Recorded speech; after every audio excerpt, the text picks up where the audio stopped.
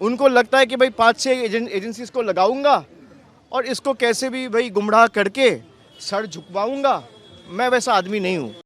आप गला भी काट देंगे, आप कुछ भी कर लो, आपको 10 बार सोचना पड़ेगा, आपको 7 बार जन्म लेना पड़ेगा मुझे झुकाने के लिए। না, ওরা একটা নোটিশ দিতে এসছে, নোটিশ দিয়েছে, সেটা হ্যান্ড ডেলিভার্ড করতে হতো বলে ওরা অন্য কারোর কাছে দেয়নি। এখন প্রথমত ওদের কাছে বোধহয় ভুল তথ্য ছিল। জানেন আমি কোথায় থাকি, তদন্তকারী সংস্থা একটা কেসে তদন্ত করছে, সেখানে আমি 7 বছর ধরে কোথায় থাকি সেই তথ্য তাদের কাছে নেই। তো যাই হোক, তাদেরও চাকরি করতে হয়, আমি কাউকে দোষ দেবো না। তারা একটা নোটিশ নিয়ে এসছে, আমি নোটিশটা রিসিভ করেছি এবং পরবর্তীকালে আমি নোটিশ পড়িনি এখনও, যেহেতু ওরা অনেকক্ষণ ধরে অপেক্ষা করছে, আমি রিসিভ করে ছেড়ে দিয়েছি এবং তার যা উপযুক্ত ব্যবস্থা আমি আমার আইনজীবীর সাথে কথা বলবো এবং আমাকে যদি কোথাও কোনো সহযোগিতায় দরকার পড়ে, যদি ডাকে আমি যাব। আপনাদের কোনো প্রশ্ন আছে? হাইকোর্টে আপনি আগে রক্ষা কবচ নিয়েছেন, এটার জন্য কি আপনি আবার হাইকোর্টে মুভ করবেন যদি দরকার হয়? আমি নোটিশটা পড়িনি এখন, আমি খালি রিসিভ, আপনারা দেখলেন আমি রিসিভ করে আপনাদের সাথে কথা বলতে এসেছি। আইনি সহায়তা নেবেন? নিশ্চিতভাবে আমার আইনি সহায়তা নেওয়ার অধিকার আছে এবং আমি আমার আইনজীবীর সাথে কথা বলবো, তারা যে পরামর্শ দেবে। এবং আমার তো লোকানোর কিছু নেই। আমি বিগত দিনেও যখন আমাকে ইডি, সিবিআই, এমনকি দিল্লিতেও ডেকেছে, আমি সবসময় তদন্তে সহযোগিতা করেছি, কোঅপারেট করেছি।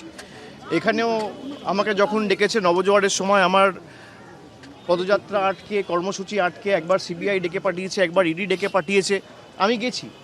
আমি সব মিলিয়ে কিছু না হলেও প্রায় 10 থেকে 12 বার দিল্লি কলকাতা মিলিয়ে এদের কাছে অ্যাপিয়ার করেছি। আমি তো কোথাও পালিয়ে যাইনি। আজকেই আপনার ঘোষণা বিভিন্ন জায়গায় আপনি যাবেন, সেই কর্মসূচি আজকেই এই সিআইডি কি বলবেন? না, সে তো রাজনৈতিক এগুলো নিজেদের স্বার্থ রয়েছে, সে কারণে অপব্যবহার, ক্ষমতার অপব্যবহার যদি কেউ করে, ক্ষমতায় বেশি দিন তারা টেকে না। আপনি কি কর্মসূচিতে যাবেন? আমি নিশ্চিতভাবে যাব। আমার পূর্ব ঘোষিত কর্মসূচি রয়েছে। আমি বেলেঘাটাতেও গেছিলাম সকালে এবং আমার বিকেলে সোনারপুরে যাওয়ার কথা রয়েছে।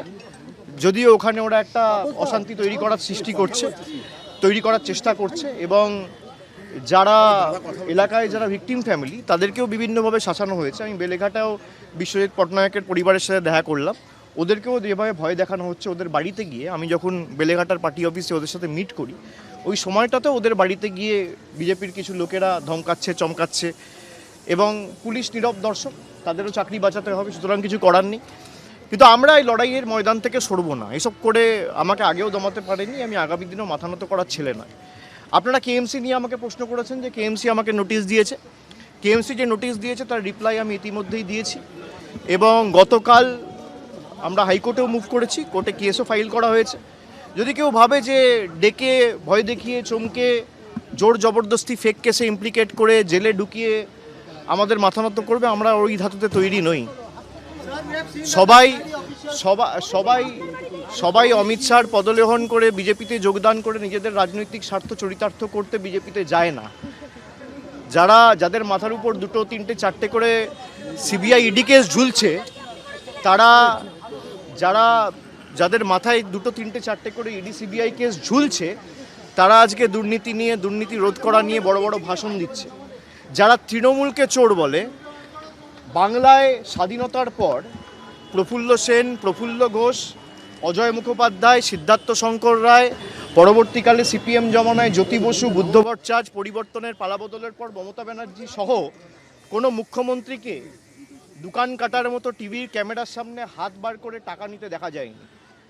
এখন বাংলার যিনি মুখ্যমন্ত্রী, তাকে টিভির পর্দায় নির্লজ্জের মতো দোকান কাটার মতো হাত বাড়িয়ে টাকা নিতে, ঘুষ নিতে দেখা গেছে। এটা আমাদের চোর বলে?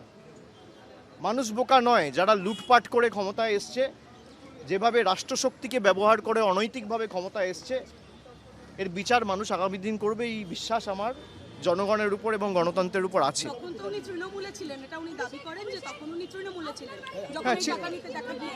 হ্যাঁ, তো ছিলেন, কিন্তু তৃণমূল কি নিতে বলেছে? তাহলে যখন তৃণমূলে ছিলেন তখন এই কথাটা বললেন না কেন? তৃণমূল কি তাকে টাকা নিতে বলেছে? তাহলে তিনি পার্টি অফিসে বসে নিতেন, তা তো নেননি। যখন তাকে ইডি সিবিআই ডেকেছিল 2018-19 যখন নারদ কাণ্ডের তদন্ত চলছিল, তখন তো তিনি বলেননি। আজকে বিজেপিতে গিয়ে বলছেন কেন?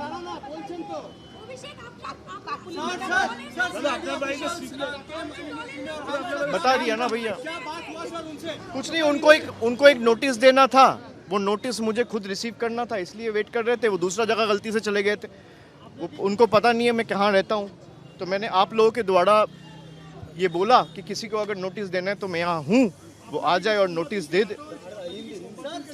দেখুন আমি নোটিশ পড়িনি, আপনাদের সামনে পুরোটাই ক্যামেরায় রেকর্ডেড। আমি নোটিশটা নিয়েছি, একটা রিসিভিং কপি সই করে ওদের দিয়েছি, একটা কপি আমার কাছে রাখা রয়েছে, আমি না পড়ে আপনাদের সাথে কথা বলছি। আমি পড়িনি, আমাকে যদি ডাকা থাকে আমি আমার যে লয়ার রয়েছে বা আমার যে আইনজীবী রয়েছে তার সাথে কথা বলে আগামী পদক্ষেপ ঠিক করব। আমি বিগত দিনেও আমাকে যখন ইডিসিবিআই ডেকেছিল আমি তো কোথাও পালিয়ে যাইনি, আমি তো ঘাট বাঁচাতে অন্য রাজনৈতিক দলের সাথে যাইনি। দিল্লির কাছে মাথা নত করার আগে আমাদের মৃত্যু ভালো। আমার বিরুদ্ধে এফআইআর হয়েছে কেন? আমি অমিত শাহর বিরুদ্ধে কথা বলেছি। অমিত শাহ যখন বলছে যে উল্টা করকে লটকা দেগা, তখন থানা এফআইআর নেয় না। যখন বিজেপির বিধায়করা বলে 6 ফুট গর্ত করে পুঁতে দেবো, তখন কোনো ব্যবস্থা নেওয়া যাবে না, তখন সব চুপ। যখন বিজেপির বিধায়করা বলে যে চামড়া গুটিয়ে দেবো, অমুক করে দেবো, তাই করে দেবো, রোগড়ে দেবো, এমুক করবো, তাই করবো, তখন কোনো ব্যবস্থা হয় না। আপনি থানায় যান, এফআইআর নেবে না। না, আমি রিপ্লাই আমার থেকে শুনুন, কেএমসি একটা নোটিশ দিয়েছে যে আপনার বাড়িতে ডিভিয়েশন আছে, এবং আমাকে যে নোটিশটা দিয়েছিল ওখানে লেখা রয়েছে enclosed, please find the brief with regard to the deviation and other details. কিন্তু কোনো রকম কোনো ব্রিফ বা কোনো ডিটেলস আমাকে জমা দেওয়া হয়নি।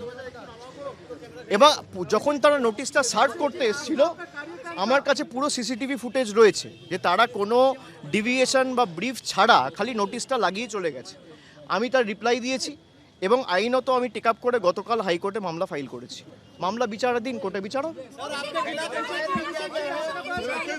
भाई करने दो, जो करना है करे, जो करना है करे। अगर बीजेपी को लगता है, भाई पहले आप ये पहले समझ लो कि पहले ईडीसीबीआई थे, अब बंगाल पुलिस और कोलकाता पुलिस आ गया, साथ में केएमसी आ गया।